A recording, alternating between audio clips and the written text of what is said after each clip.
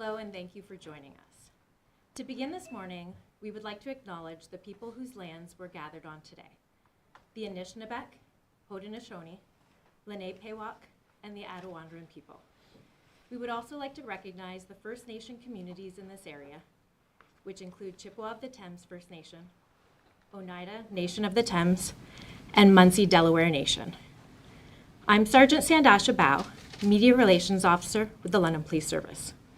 Today we'll be speaking about several shootings that have occurred in the city, and we'll be providing updates in relation to the London Police Service's response to these shootings, which has resulted in multiple arrests, charges, and seizures. We ask that you hold all your questions until the end. At that point, we'll go over a few housekeeping items. I'd like to now welcome Chief Tai Trung, who will commence the press conference with opening remarks. Chief. Thank you, Sandasha. Good morning, everyone. I just want to begin by acknowledging our board chair. Chair Ryan Goss is here. Our newest member to the Police Service Board, member Haley Faulkner, is here, and our executive director, Stephanie Johansson, is also here. Thank you for being here and for the support of the board. And acknowledge our deputy chiefs who are here joined with me, as well as our two detective sergeants who you'll hear from very importantly. And I just want to acknowledge the very important work of our members that are doing the work each and every day so that our community can be safe. When I became your police chief over 2 years ago, I made 3 priorities clear. That's community trust, organizational wellness, and community safety. These priorities are more than words. They are about action. That action includes being more transparent and accountable with and for our community. That means sharing positive, transformative changes that we've made, but it also means that we're being upfront when there are public safety concerns. Last year, our city saw a 48% reduction in gun violence, down to 14 shootings. We had not seen this number this low since 2020. But over the summer, particularly August, there was a surge in gun violence. We had 6 shootings in the month of August. That has brought us to 16 shootings so far. My officers will provide updates shortly, but I want to speak directly to one of those incidences. In a recent shooting, over 30 rounds of ammunition were fired into a home and a parked car in a residential neighborhood. Inside that home was a family that, based on our investigation, had absolutely nothing to do with this crime. We believe they were the wrong target. Thankfully, no one was physically injured, but this was an outrageous act that could have claimed the lives of innocent people. This kind of violence and the total disregard for public safety is a symptom of a larger issue, and that larger issue lies with the criminal justice system. I want to be very clear. We need bail reform. We need bail reform now.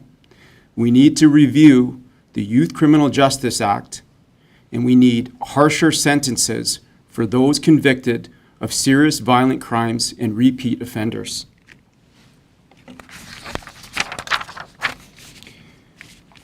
Too often, those responsible for shootings and violent crimes are repeat offenders. And too often, they are already on bail or some form of judicial interim release. We're also seeing a troubling increase in both the frequency and the severity of crime committed by young people. And far too often, violent offenders are being released back into our community way too soon, only to reoffend. The system is broken. And as your police chief, I am telling you, it needs to be fixed right now, and it needs to be fixed urgently. I want to close by thanking this community, your continued trust and your support for our members, for our organization, and for the work we do and they do every single day to keep our community safe is deeply appreciated. At this time, I'm going to turn the podium over to Detective Sergeant Minen to provide further details.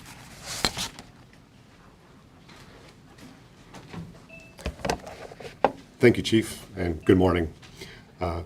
As Chief said, my name is Detective Sergeant John Minen, and I'm in charge of our Guns and Gangs section. I'd like to outline for you today 2 recent shooting cases, one of which has been solved, and the second where we continue to ask for any information or tips from the public.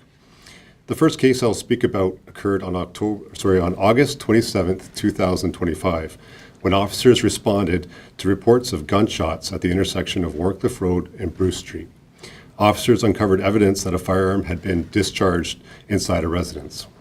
Through the diligent work of our frontline investigators, Dakota Lewis, a 27-year-old London resident, has been charged with 8 firearm-related offenses. We believe this to be an isolated incident. I'll now outline another incident, which is an extreme example of reckless endangerment in our community. In the early morning hours of August 18th, 2025, a residence and a vehicle parked in the driveway on Fox Ridge Crescent were struck by 33 rounds of gunfire by an unknown man using a handgun. This alarming incident posed a significant risk to the safety of the residents in this residential neighborhood. Our Guns and Gangs section investigators are actively investigating and pursuing every lead. Through our investigation, we are confident that the residents of this address were not the intended targets of this brazen act. We believe that they or this address was wrongly targeted. Today, we are releasing video footage of the incident to encourage anyone with information to come forward.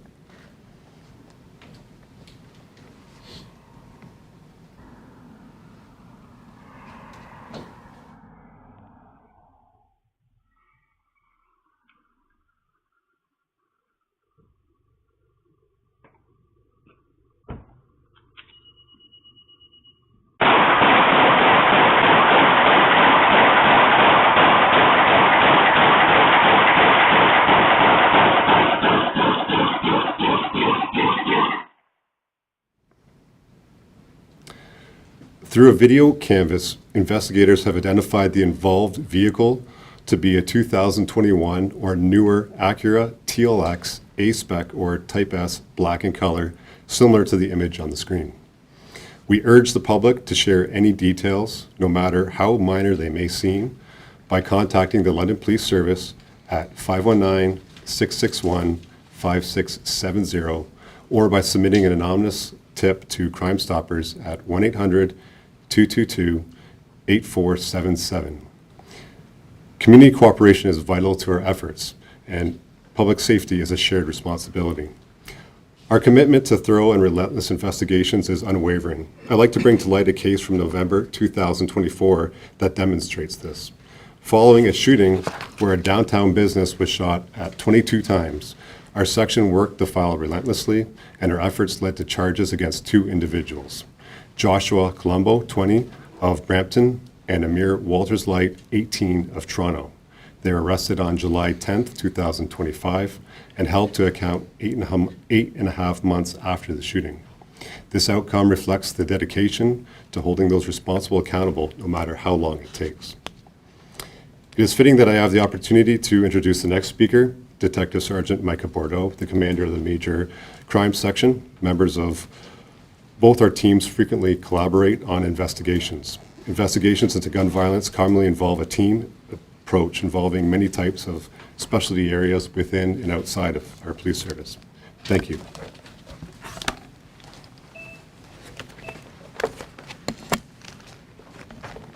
Thank you, John.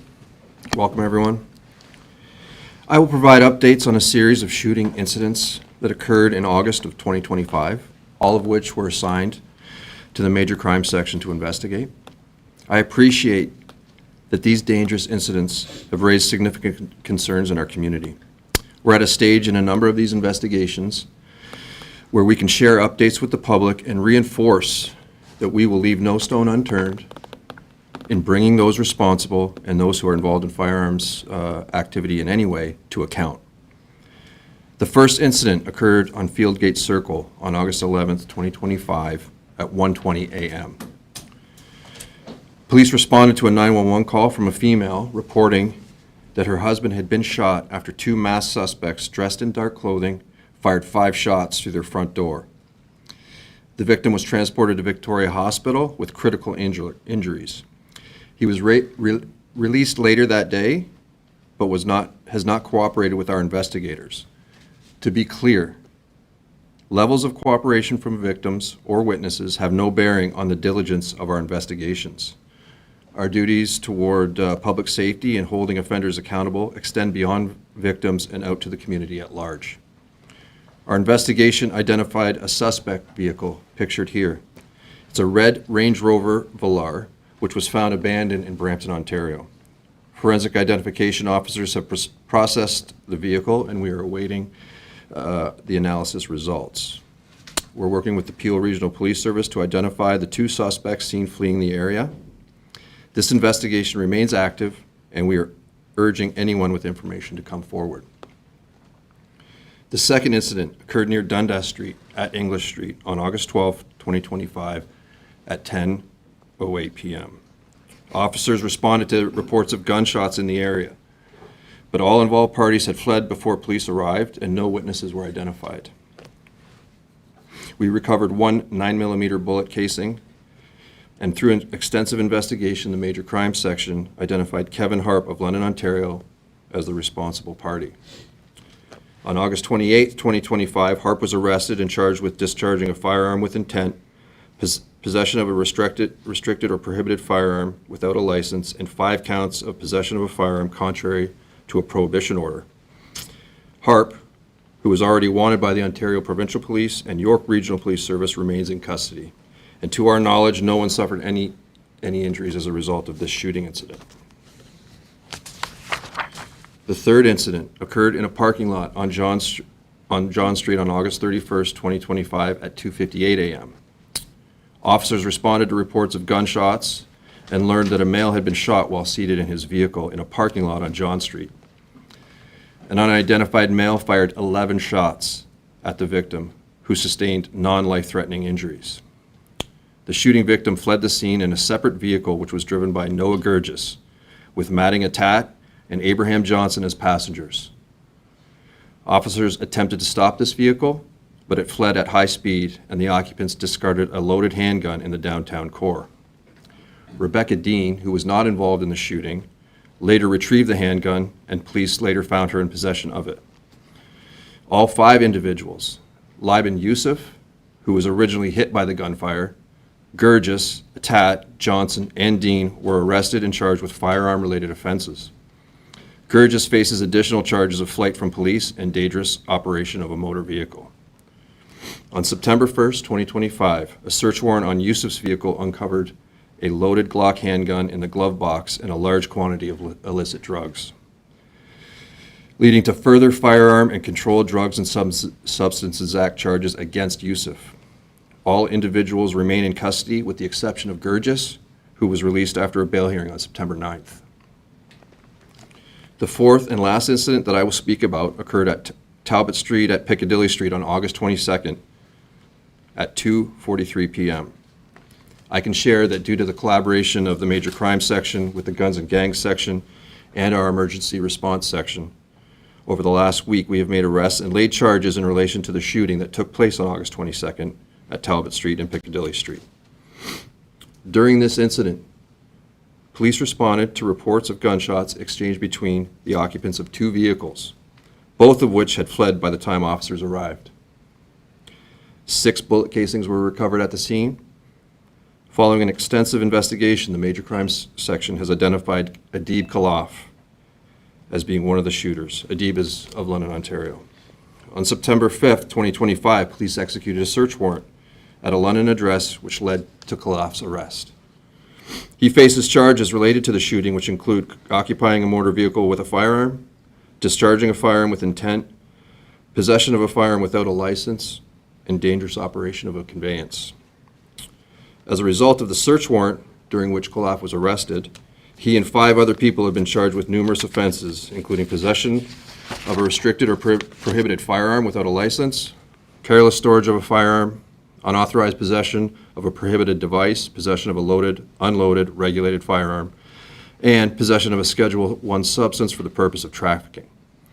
These charges stem from the recovery of a handgun and a quantity of illicit drugs at the search warrant. We will continue our investigation to identify and charge the other individual involved in the shooting incident. Of the 4 incidents that I've outlined, we believe that 3, the shootings at 196 John Street, Talbot Street at Piccadilly Street, and the Fieldgate Circle shooting, are linked to ongoing criminal activities under investigation by our detectives. The Dundas Street at English Street shooting appears to be an isolated incident. The Major Crime Section remains steadfast in our commitment to investigating these incidents thoroughly and holding those responsible accountable for their actions. We are appealing to the public for assistance. If you have any information related to these shootings, particularly the Fieldgate Circle shooting, the unidentified suspect in the John Street shooting, or the unidentified suspect in the Piccadilly Street shooting, please contact the London Police Service or Crime Stoppers. Your information, no matter how small, could be critical to our investigation. Thank you.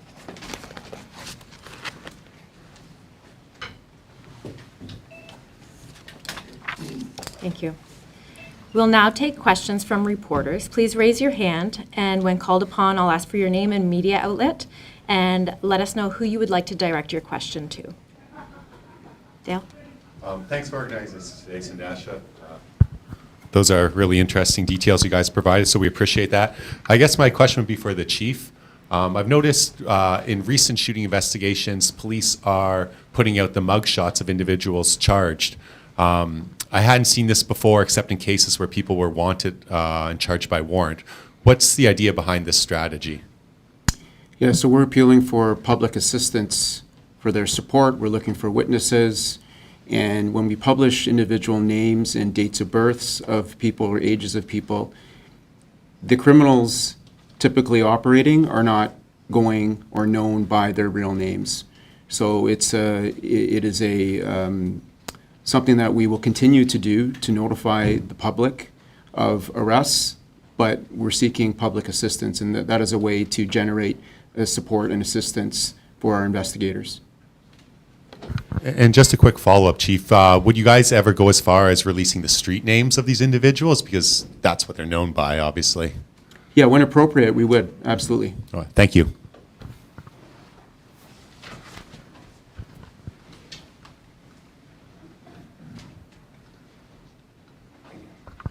Hi, Brian Bicknell from CTV News. Question for the chief. Chief Trong, with gun violence going down so much last year, do you have any ideas or can you speculate as to why it's gone back up so much this year? Yeah, and like I said, it is the system that we're in right now. The gun violence is a symptom of a larger issue, and that larger issue is the criminal justice system. Like I said, we need bail reform right now. We need the YCJA reviewed appropriately. It's time because of what we're seeing, the increase in the violence that young people are involved in. And we need strengthening and we need harsher sentences. And I'll also say we need to secure the borders. We need to stop the flow of firearms coming from the United States into Canada. It is a larger issue, and that is why we're here. To follow up on that, have you identified some or many of the weapons used as having originated in the United States and been brought over? Yeah, so I can tell you the majority of firearms used in criminal offenses are from the United States. You're looking at over 80 to 90% of the firearms involved in criminals used to commit crimes are from the United States. And I don't think I answered your first question clearly. So there's a surge in gun violence this year. We had a record lows of last year. And I think your question, sir, was how did we get low? And I think it's not just one thing that we're doing. It's It's a combination of the transformation that we are undergoing in this organization. A lot has to do with the great work of our people and the leaders that you see here today. Their members are working very hard. If you look at serious crimes, gun violence, our officers are doing everything we can to solve those crimes as quickly as possible to get those violent offenders into custody. Because if we can get them into custody, it's going to make the community safer. And we know that these violent crimes are being committed by individuals out on bail, out on judicial interim release, or have previous involvement with violent crime. So that's very important for us to resource serious shootings right away. Thank you.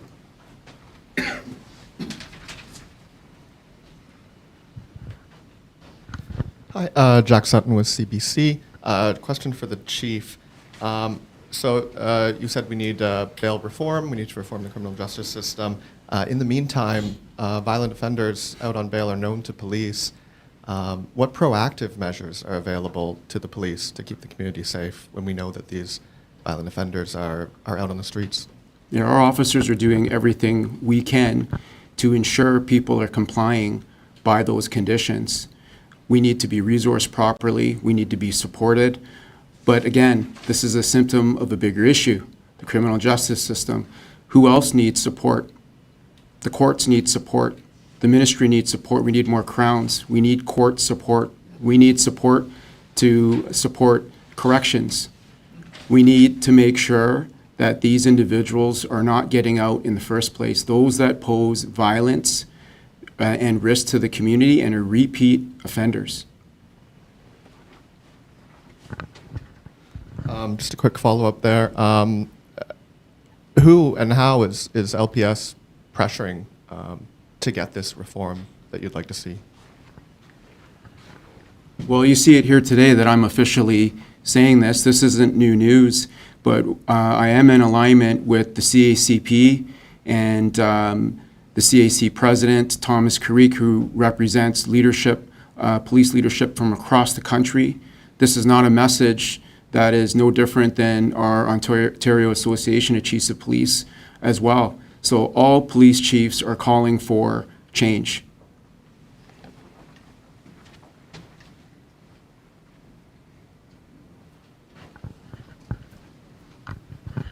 This question's probably for the chief or maybe Detective Minen.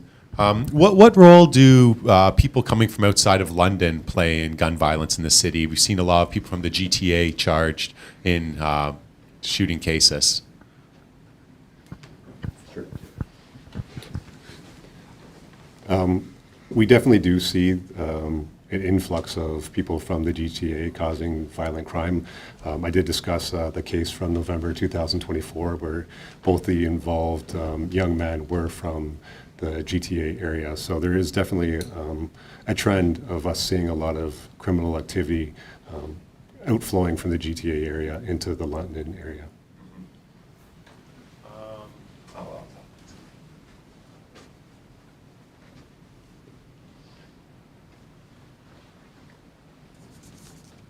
Okay, if we have no more questions, this concludes today's press conference. Again, thank you all for joining us.